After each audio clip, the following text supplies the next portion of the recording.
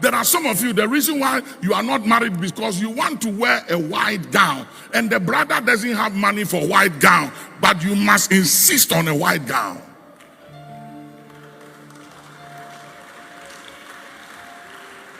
I think, Bishop, we should have 3, 4, 5 weddings on Sunday morning. Like I finished preaching, no best man, no maid of honor, no flower girls, boys and girls, whatever. They all just come here.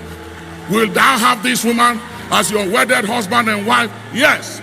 Where are the rings? Pray over the rings.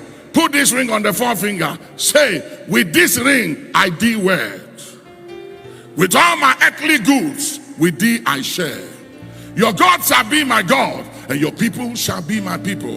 And where thou dwellest, I will dwell.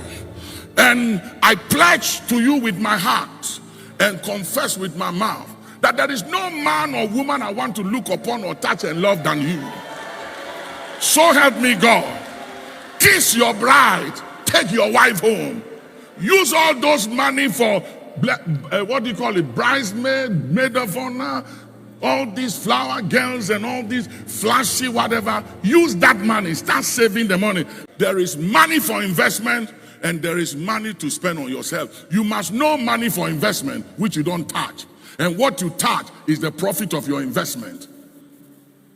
Money is not for spending. Money is for investment. You only spend the profit you make of your investment. You don't spend money. But it's a principle we don't understand. As soon as money comes into our hands, the first thing we do is to buy the latest car. Fly to Dubai, first class, business class. Live in a very nice hotel. Enjoy the atmosphere of Dubai.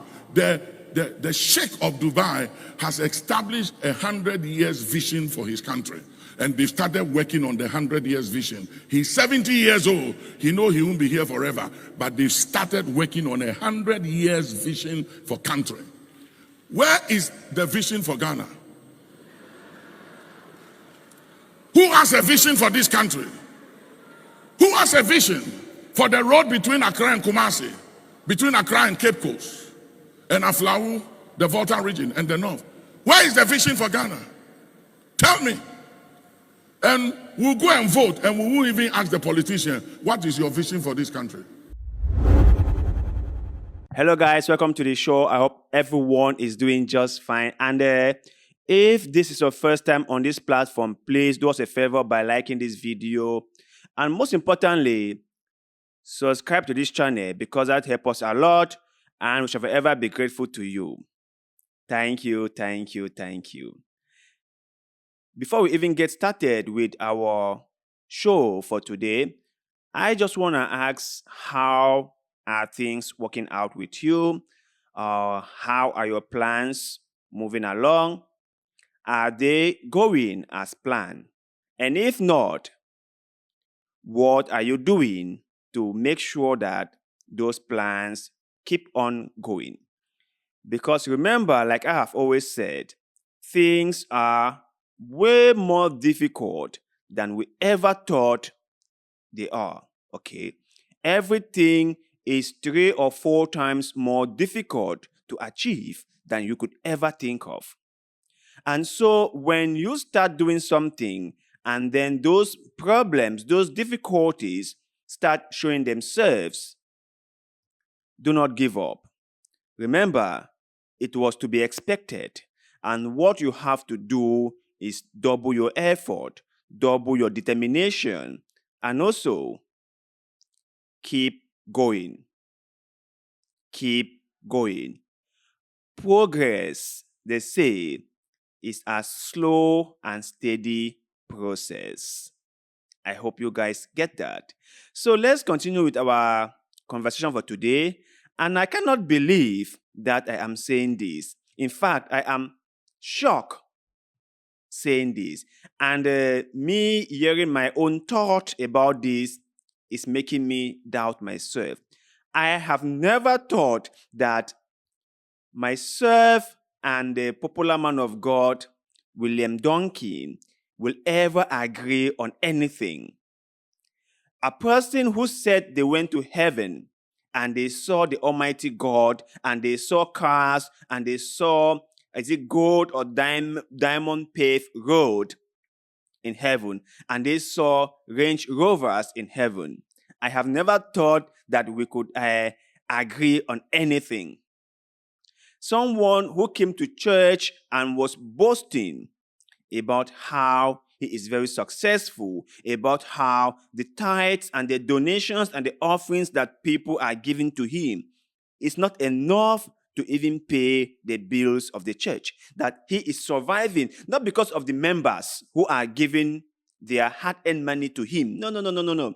And that they shouldn't pat themselves on the shoulder for doing something, for thinking they are doing something great. Because he has his own businesses that he makes a lot of money from. And then my next question was, if that is the case, why collecting from them? Why keep on collecting from your members when you have a lot of resources elsewhere? Why? Is that not being unfair? Is that not being greedy? Is that not being wicked? But all that aside, because what the man of God said in this video is something and I totally agree with. Like I have always said before, right? I have no allegiance to any of those men of God. I don't go to their church. I don't even wish to go to their church.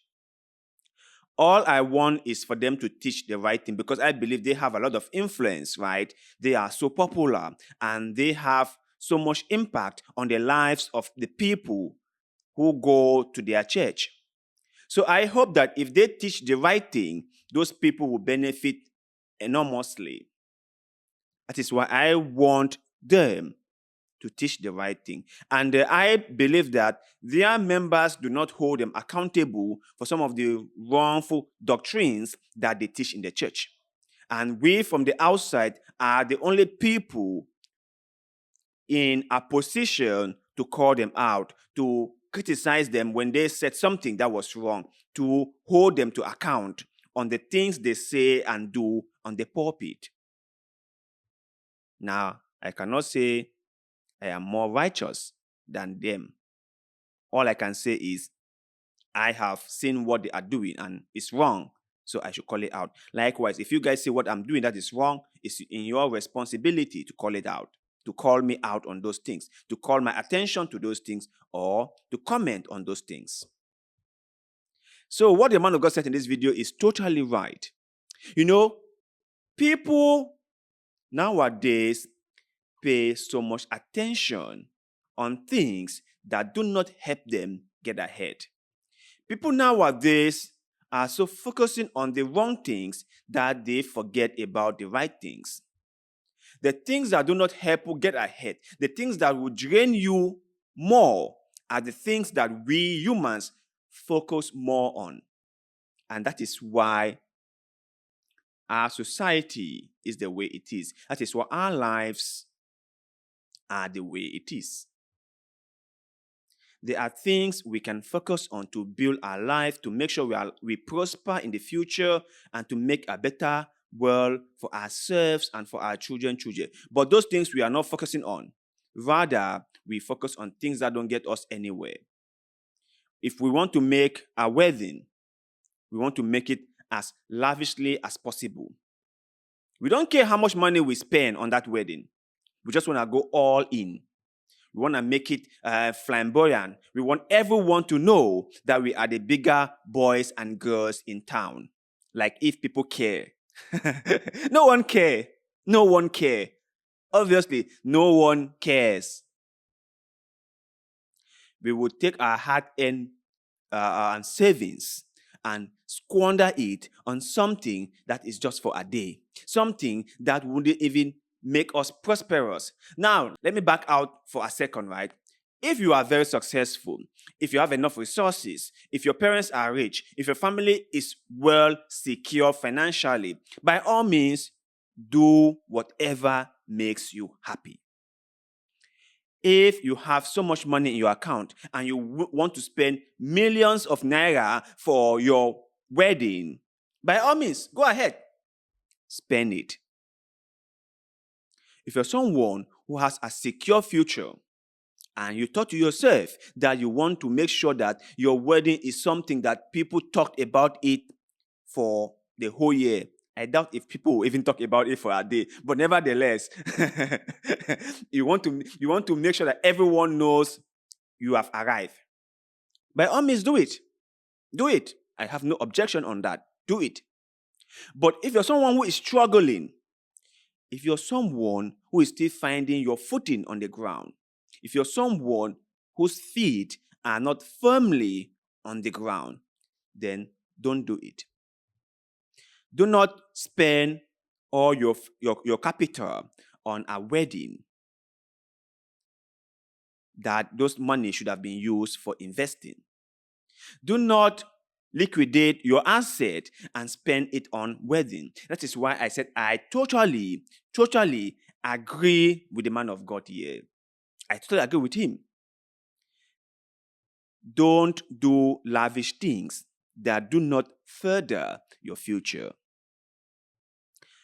If you do not have enough resources and you want to get married, do something small. No one cares. It's just the two of you care. Do something small. You don't have to invite the whole world. You don't have to buy the most beautiful dress in the whole world. You don't have to do that. And most importantly, you don't have to impress others. There is no need for you to impress others because no one cares. No one cares. If you're rich, you're poor, you eat well, you starve, no one cares. Now, they might come to your event and eat and drink and talk about it for just like a second. And when they are gone, they have their own problems to worry about. So I don't think that after a day, anyone will be thinking about you. Who cares, right? Who cares? But then you might have spent all your resources on it. So my brothers and sisters, listen to the man of God on this. What he said is totally correct. It's totally correct. There is this quote that my mom would always say to me. Listen, boy, cut your coat according to your size. Put your jacket where your hand can reach to retrieve it. But when I think about it nowadays, and let me be clear, I love my mom, okay? She's a very lovely lady, and she's the most beautiful and wonderful lady in the whole world. I bless her soul for that, and I thank God for that. But after growing up, I realized that she might have missed a very small, tiny point in this whole quote. Not that she was wrong, no, but she might just have missed something. And the whole thing was that it is not cut your coat according to your size. That's not it. It is cut your coat according to your material. Let me say one more time. It is not cut your coat according to your size. It is cut your coat according to your material. Because if you do not have enough resources, you cannot cut it according to your size. You only can cut it according to the amount of resources you have at hand. If you do not have enough material for a suit, you can always sew a vest. We call it petticoat, right? If you do not have material for a coat, you can always sew a petticoat. Petticoat means small coat. It's more like a vest. But you guys get the point, right? So that is it. Cut your coat according to your material. Get it? So, to you guys out there, let me hear your take on what our man of God, William Dunkins, said in this video. Do you support his whole idea of making sure that people do things according to their means? People do things within their means. That people should not do things that are out of their ability. Let me hear your take in the comment section below. Like always, we love hearing what you have to say.